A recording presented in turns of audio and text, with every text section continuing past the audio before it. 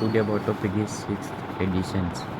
Hahnemann kept it ready by 1842, but it got published only in 1921 AD.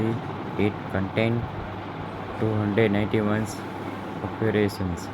In his 86 years, while in active practice in Paris, Dr. Hahnemann completed this careful going paragraph by paragraph, making changes, omissions, annotations, and additions. He completed the manuscripts. Manuscripts in February 1842 AD. In a letter to Mr. Skube, his publisher friend Hahnemann wrote, "I have now, after 18 months of work, finished the 6 editions of my corrections. The most nearly perfect of all, it was found as an interleaved copy of the 5th edition. Unfortunately, he could not publish his last work during his lifetime. These editions came to light 78 years after his death, hence it is called the posthumous editions. Lot of controversy prevailed over the originality and the reliability of the 6 editions. Because of about 78 years, the original manuscript remains in the state of beginning. 6th editions remain in the place without any attention. One group of homeopathists suspect that some changes had been made by Madame Melanchthon in the 6th editions. All attempts to publish this work and negotiations with publisher failed. In the year 1856, Dr. Vignegations made his first attempt to publish these editions, but it failed. The second attempt was made by Sus Hahnemann, a grandson of Samuel Hahnemann, in the year of 1865, but in vain. The third attempt was seen to be made by Dr. Constantine Herring. The fourth attempt by Dr. Carol Dunhan, fifth attempt by Dr. Days of London, but all of them become futile. Madame Millen even rejected Dr. Herring's offer of undertakings in publishing the English versions of 6 editions. Finally, Dr. Hale purchased it from the heir of Vignegations. This book was first found in German language by Richard Hale in 1920. Later it was translated into English by Dr. William Burke and published in the year 1921 AD. The title of this book remained the same. It contained 291 aphorisms, the 50 milli-mile scale, the theory of repetitions of dust were introduced because of these repetitions of dust. This edition had to face lot of controversies by a group of homeopaths. The term vital force had been replaced by vital principle. A few places this change was made because in 19th century the term force was frequently used by the physical and chemical science to denote power, ethical, physical, or ritual. Next topic of role of vital force in health, disease, and cure. Vital force in health.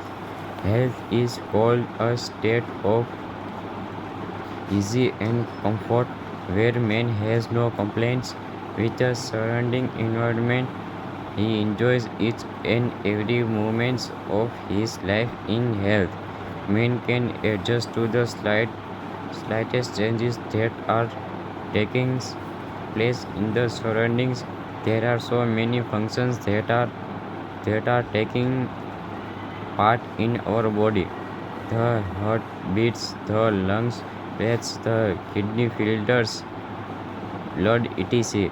But all these functions are taking place inside the body without a single inhibition to ourselves. Man is busy in healthy status doing his social welfare activities.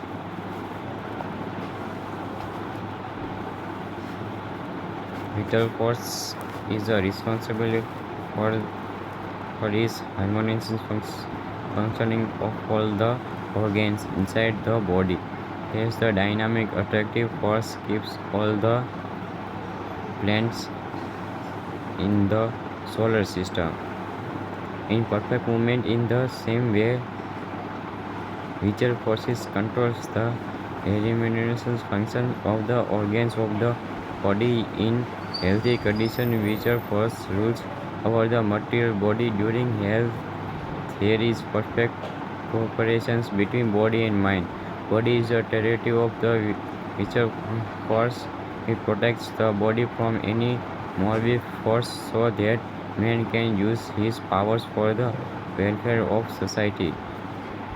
How in our day-to-day life we are getting exposed to many pathogenic powers. We remain healthy because of vital force. Because of the vital force, the material body can survive, grow, and reproduce. Without which the animation's body cannot perform any functions and cannot even protect itself and disease. This condition is called the state of perfect health, which cannot be explained or shown in any laboratory, but this has to be experienced. Life is invisible, and only by the sensations and functions of the organism we can perceive it. Hahnemann comments in his chronic disease, which force is a never resting presentive force. Next topic is examinations. Diagnosis of the patient as a person equal to analysis. Analysis is a process of determining individuality of the patient, a method of discerning the uniqueness of the patient in contrast to the other patients with the same disease based on his detailed medical history. The word analysis is derived by two Greek words, "ana," which means going back, and "mind," which means to remind or to research. Anamnesis has to play a major role to play in homeopathic case taking. The axiom homeopathy treats the patients and not the disease explains the concepts of anamnesis in a nutshell. What the man is today is determined by his past investigations of the patient's past and his condition in his early stages of blindness is a part of anamnesis. Hence, by the process of analysis, diagnosis of the patient's suffering can also be done. A study of the patient as a person enables the physicians to answer questions like what kind of a person the patient is, what has he met, what he has happened with him, and finally why has he fallen ill. Answers to all these questions help a homeopathic physician in selecting the similarium from the materia medica. Method of analysis. The first step in the process of homeopathy is proper homeopathic case taking. During the case taking, the physician has to avoid any formal approach and has to treat the patient as a human being suffering with the disease and not a pathological specimen with disease changes. The patient's behavior both with his family members and to the others, his mental state, his habits, his nature of dealing with any challenge in life, his reactions to failure and success in his life, etc. has to be investigated thoroughly, especially his state of mind and onset of the current suffering gives much a clue to the physician. This will give you both the common and uncommon symptoms of the patients. Next topic is integral remedy.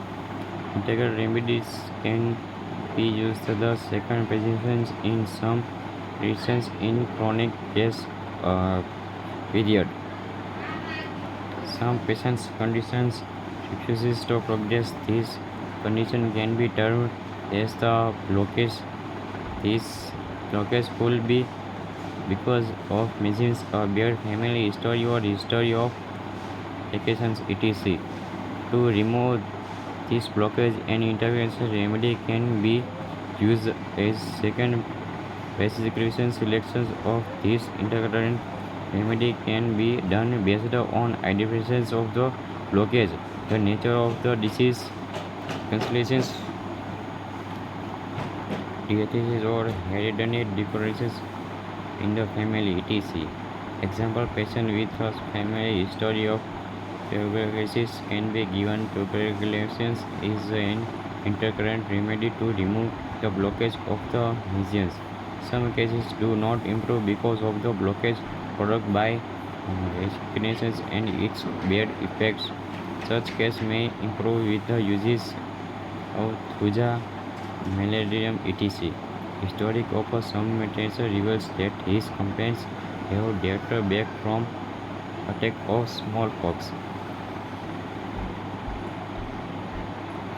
measles, and influenza.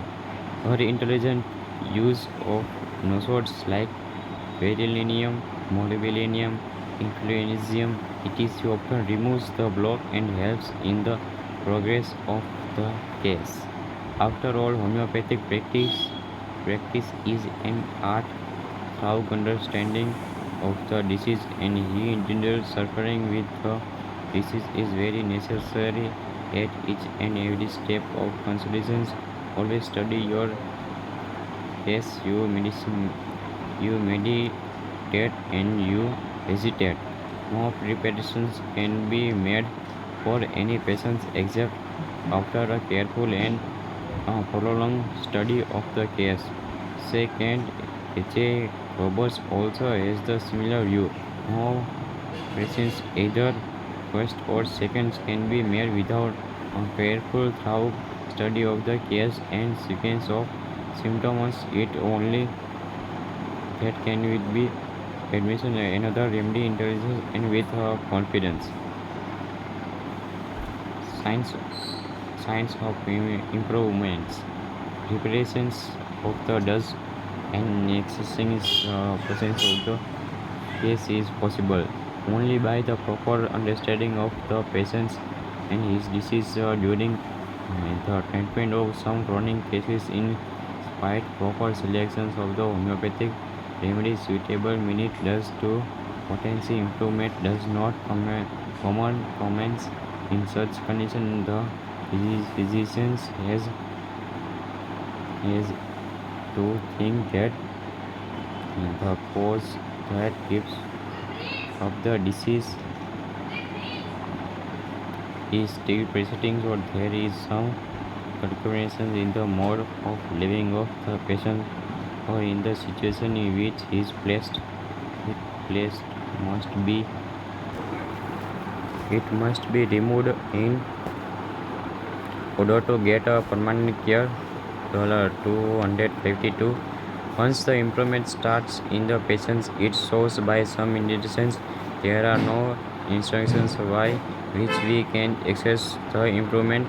Only the intelligence and careful observations can see this from the following guidelines. First, in all disease, especially acute disease, the states of minds and whole behavior of the patients is the indications of the common sense of aggravations or ameliorations. In case of ameliorations, a greater degree of comfort encourages calmness and freedom of mind, higher spirits of the patients, and a kind of return of nature state is observed by the patients. In case of aggregations, a constrained, helpless, stable states of dispositions of mind, behavior, gestures, postures, and actions can be observed. Only the minute possible does will show the signs of improvement in dispositions and mind. Even though homeopathy select medicines acts very violently if this chosen in large doses. There are one group of patients who are incapable of understanding the state of aggravations and ameliorations. Even in such patients, physicians can understand their states by carefully going through the case records and the list of symptoms that are noted down. If no unusual new symptoms are noticed and not of the old symptoms are advances. This is followed by the betterment of mind and disposition. It indicates a positive improvements.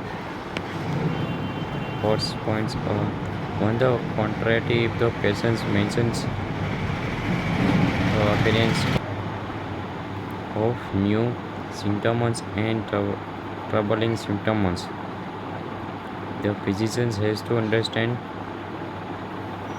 that the chosen remedy was not the homeopathic one. In such cases, even if the patient is ready to wait, we must not follow him. Physician must consider this as the aggravations of the disease state.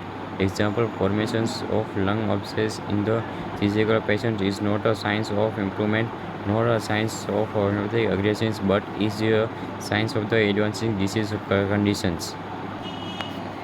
Remedies.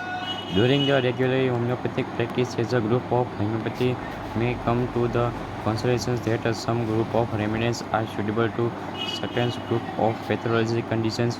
With this, with these notions of their progressions changes from the study of totality to the study of the pathologist's name of the disease without intelligence the case and in carrying the totality of symptoms. Such a practice prescribes there it remains that have convenience benefits and removing the similar disease conditions in the past. They prescribe they very remedies for every disease conditions. Anyone wants use to come out such a mistake if we practice in such method. Some remedies in our material medicine may be neglected and he cure may not be possible as the remedy is not based on utilization of the patients. For some conditions, ferret remedies may not be as well chosen remedy and it may can only possible suitable on may palliatives or even surprise disease symptoms.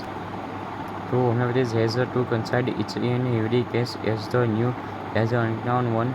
As an encourages observer, he has to evaluate the symptoms of the patients for him. Totality of symptoms must be the sole guide in the selection of the symptom. This method alone can help him in achieving the rapid, gentle, and permanent cure. Few physicians reject in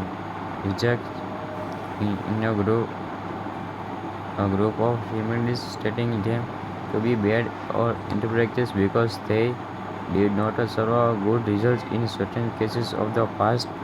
They do not realize their failure is because of an homeopathic use of their remedies and not because of their infection actions. Many medicines can cure a curable conditions if it is accurately selected in according to the patient's totality. Hence, Hahnemann discourages the use of favorite remedies in homeopathy. Okay, thank you.